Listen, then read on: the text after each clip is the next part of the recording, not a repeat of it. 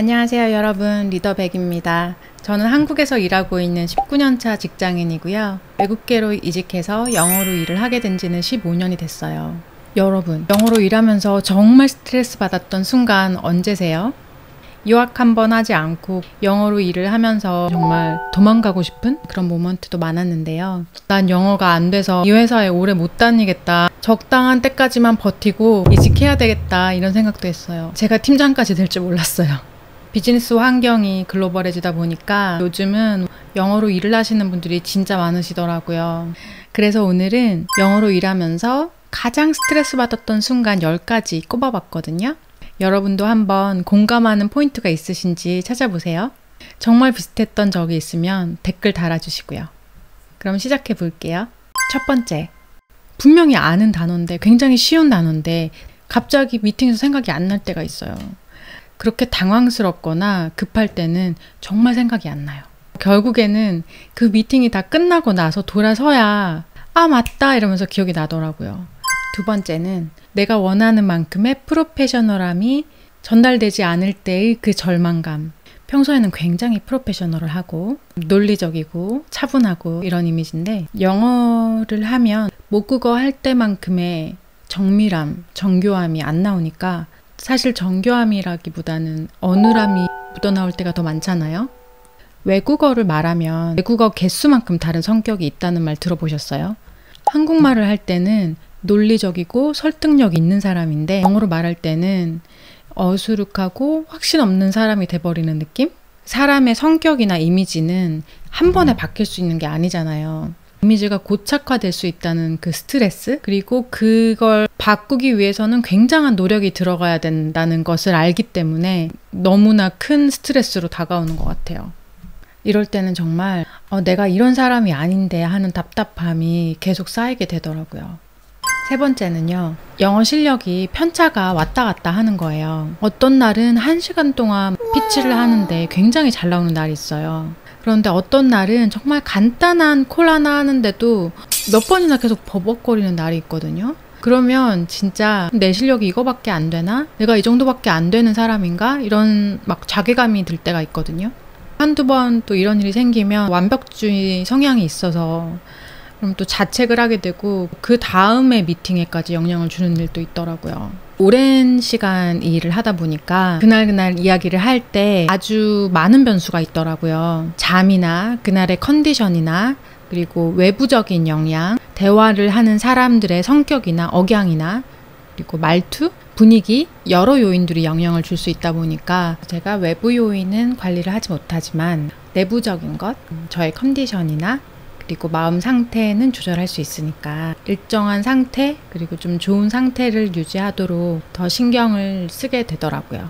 네 번째는요, 미팅에서 하고 싶은 말이 있는데 그걸 영어로 생각하다가 대화가 다음 주제로 넘어가 버려요. 가끔 외국어로 일을 하다 보면 이렇게 참여하겠다는 의지, 내용적으로 기여하겠다는 능력, 의지와 능력이 있는데도 언어 장벽 때문에 순간적으로 참여를 하지 못하고 적극적인 참여자가 아니라 수동적인 참여자가 될 수밖에 없는 그런 순간들이 있더라고요. 이렇게 타이밍을 놓쳐서 억지로 침묵하게 되는 순간, 이런 것도 참 안타까운 순간이죠. 다섯 번째, 진짜 난감한 순간이에요. 누군가 재밌는 얘기를 했어요. 다 깔깔깔 넘어가는 거예요. 나만 못 알아들은 거야. 그런데 이럴 때요, 이게 무슨 말이었는지 물어보기가 되게 좀 그래요. 대화의 분위기가 있잖아요.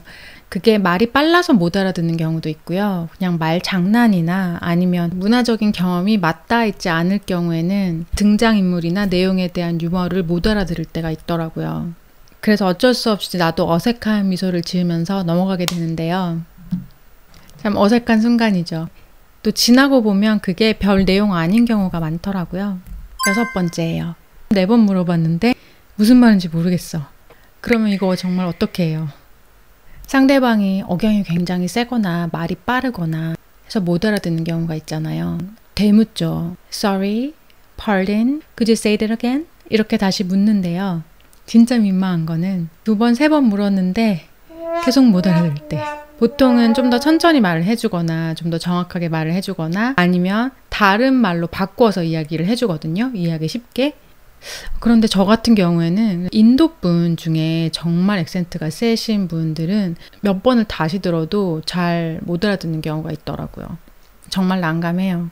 대강 얼버무리고 아는 척하고 지나간 경우도 있었어요. 결국에는 좋은 커뮤니케이션은 아무리 민망하지만 상대방의 이야기가 클리어하지 않을 때는 그냥 솔직하게 이야기하는 게 제일 좋은 것 같아요.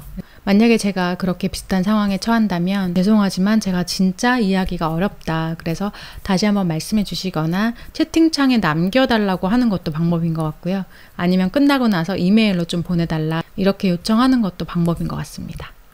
7번째는 이메일인데요. 한국어로는 진짜 5분도 안 돼서 뚝딱 쓸 수 있는 이메일인데 영어로 중요한 이메일을 쓸 때는 30분, 1시간씩 잡고 있는 경우가 있었어요. 중요한 내용도 다 포함이 돼야 되고 그리고 특히 내 모국어가 아닌 경우에는 뉘앙스나 문법이 다 맞는지 전달하려는 의도가 잘 반영이 됐는지 그런 게 너무 고민이 돼서 그리고 이게 좀 말투가 너무 딱딱한가? 아니면 너무 조심스러운가? 이런 톤을 잡는 것도 굉장히 좀 고민이 될 때가 많더라고요. 지금은 챗GPT나 그런 AI의 도움을 많이 받기도 하는데요. 그래도 결국엔 판단은 본인이 하셔야 되니까 말보다는 글이 또 이메일은 남는 거다 보니까 모국어보다는 한 번 더 봐야 되는 고민과 신중함이 요구가 되는 것 같습니다. 벌써 8번째네요. 회의나 프레젠테이션을 하다가 당황스러운 질문을 받았을 때입니다.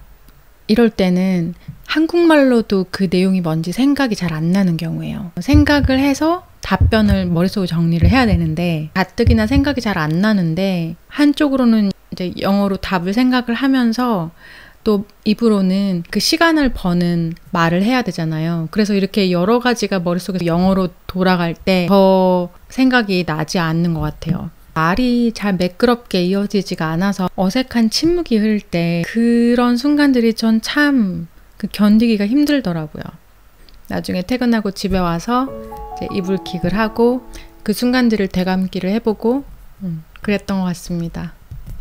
9번째는요. 평소에 잘 안 쓰던 표현이나 농담을 던졌는데 썰렁할 때 그 민망함. 이 느낌이 이게 아닌가? 아니면 요즘에 잘 안 쓰는 표현인가? 무례하게 들렸나? 뭐가 안 맞는 거지? 아, 이런 얘기 괜히 했다. 온갖 생각들이 또 머릿속을 맴돌죠. 아이스 브레이킹을 해보려고 회의나 공식 석상에서 이렇게 얘기를 던졌을 때 그런 예상하지 못했던 반응이 나오면 정말 앞으로 다시는 영어로 농담 안 해야 되겠다. 그런 생각이 들기도 하더라고요. 마지막 10번째입니다. 하고 싶은 말이 있는데 끼어들지 못하는 순간이 있어요. 한국어 대화에서는 그래도 조금의 끊기는 모먼트라도 탁 잡고 말을 들어갈 수가 있잖아요. 아무래도 영어로 하다 보면 모국어만큼 그만큼 세밀하지가 못해서 잠깐 그 포즈를 딱 잡고 들어가기도 힘들고 그럴 때 생각을 하고 있다 보면 excuse me 이런 말 한마디도 하기가 굉장히 힘들더라고요. 저는 계속 끼어드는 타이밍만 보다가 그 생각만 계속 하다가 오히려 그 나머지 회의 내용을 놓친 경우도 있는 것 같아요. 요즘에는 그래도 화상회의가 많이 일반화되면서 손드는 이모티콘 같은 것도 있거든요. 아무래도 예전보다는 끼어들기가 좀 쉬워진 것 같습니다. 여러분, 오늘 이렇게 저와 지금까지 영어로 일하면서 겪는 스트레스 순간들에 대해서 얘기 함께 나눠봤는데요. 여러분들은 몇 개나 공감하셨는지 굉장히 궁금해요. 오늘 또 영어로 업무하시고 글로벌 업무하시는 여러분 정말 응원드리고요. 저도 그런 과정 중에 있는 사람이니까요. 앞으로 계속 이 채널에서 제가 알고 있는 소소한 팁도 나누고 그리고 여러분과 함께 계속 성장해 나가는 사람이 되겠습니다. 영상이 도움이 되셨다면 구독과 좋아요도 부탁드릴게요. 감사합니다.